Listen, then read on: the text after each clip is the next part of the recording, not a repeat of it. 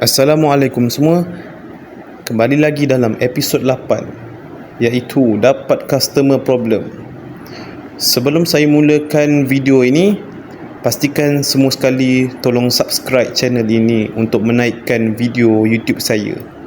Dengan korang tekan subscriber, korang akan dapat membuatkan saya untuk semangat lagi untuk upload semua video-video konten saya dengan lebih kemas dan lebih teratur.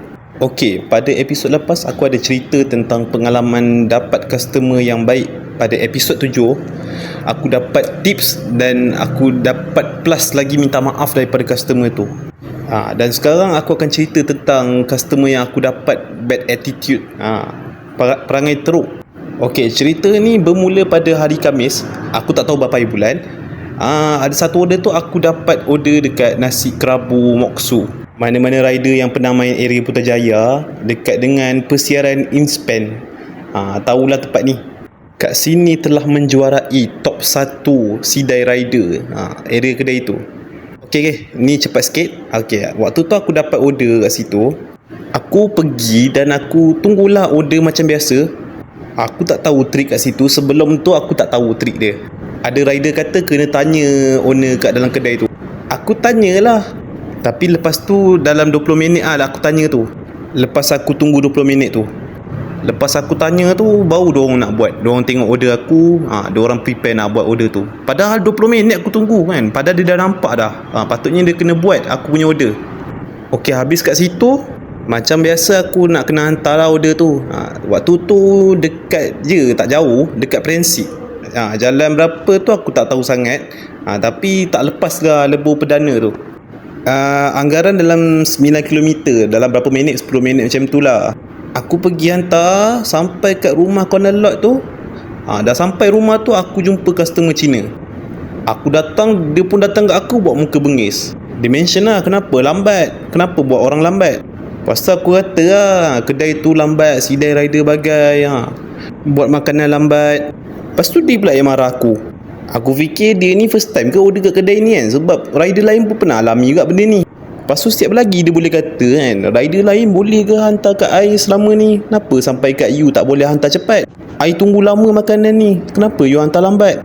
Pasal aku balas lah kan, mana saya tahu itu rider lain, bukan saya yang buat. Kalau saya buat macam ni lah, kalau dia buat macam tu lah dia dapat. Lepas tu marah balik. Dia kata, you kalau nak buat kerja elok-elok, jangan menyusahkan I payah you. You buat kerja elok-elok. Aku pula yang pelik, kenapa pula macam tu? Dah settle dekat semua tu, dia dah ambil, buat muka bongok dia tu. Lepas tu dah habis tu aku fikir balik, baloi ke aku dapat ni kan? Padahal dia bayar aku berapa je kan, berapa ringgit je, RM6 macam tu lah aku dapat. Lepas tu kena sidai lagi, apalah untung sangat, 30 minit kena sidai dengan RM7, apalah masalah. And dalam situasi tu aku terfikir balik kan, sebab aku pernah dapat benda macam ni dekat satu location. Aku nak hantar parcel, location tu salah pin. Aku call customer tu, kata salah pin. Lepas tu dia marah aku, kata rider lain boleh buat, kenapa kau tak boleh buat?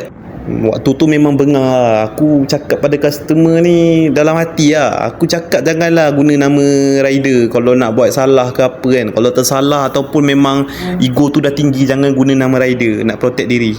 Sebab benda ni bagi aku tak elok kau buat macam ni. Sebab korang kena ingat, korang order ni kan, customer yang hantar, bukan robot yang hantar.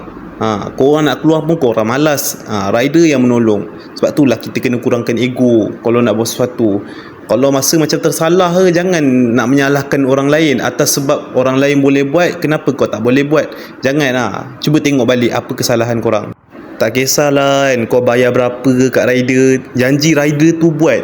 Bukan rider tu tak buat, rider tu buat. Dia gunakan tenaga dia nak ambil makanan dekat kedai tu, nak hantar kat korang. Bukan banyak pun korang bagi.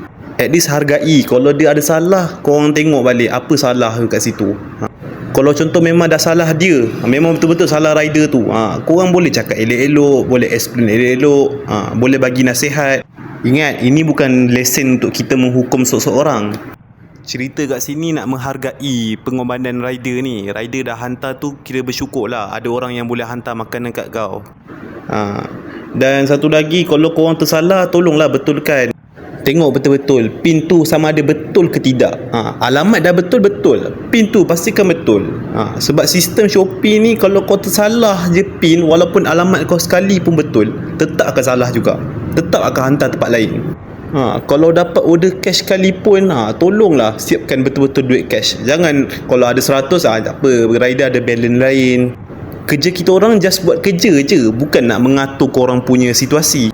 Jujurlah, kalau korang buat elok kan, korang susun korang punya apa cara, korang pandai set up segalanya kan, korang mudahkan urusan rider, aku boleh cakap rider lain okey je. Diorang pun tak ada masalah, diorang pun lagi senang nak buat kerja. Engkau dapat makanan, dia pun boleh buat kerja, engkau pun tak serabut. Apa pun, bolehlah muhasabah diri. Saya pun tak marah sangat benda macam ni. Benda macam ni dah biasa dah berlaku. Cuma apa yang saya nak sampaikan ni bermanfaat lah. Kalau korang tengok, korang pun ada kesedaran diri. Tak semua benda tu berjalan lancar lah depan mata korang. Kadang saya buat silap kan, kadang korang buat silap, sesama tegur. Kadang saya pun marah juga, saya pun emosi juga kan. Korang pun sama, 2 kali 5 je, tak ada yang betul. Apa-apa pun, itu sajalah nak disampaikan dalam episod 8 saya hari ni. Apa-apa pun, kalau korang ada rasa nak bertanya ke kan, kalau tak puas hati dengan video saya ke, boleh tanya dekat ruangan komen kan. Ataupun kalau korang rasa video ni bermanfaat, boleh repost, tunjuk dekat orang-orang yang keras kepala nak faham benda-benda macam ni. Itu sajalah yang boleh saya sampaikan. Apa kalau ada masalah apa-apa ke kan, boleh ceritalah personal PM kalau tak nak cakap dekat ruangan komen ke. Yang mana belum like lagi ataupun subscribe channel saya, tolong subscribe sekarang. Kerana itu adalah percuma. Okey, terima kasih kerana menonton. Sampai jumpa lagi di video akan datang. Terima kasih. Bye.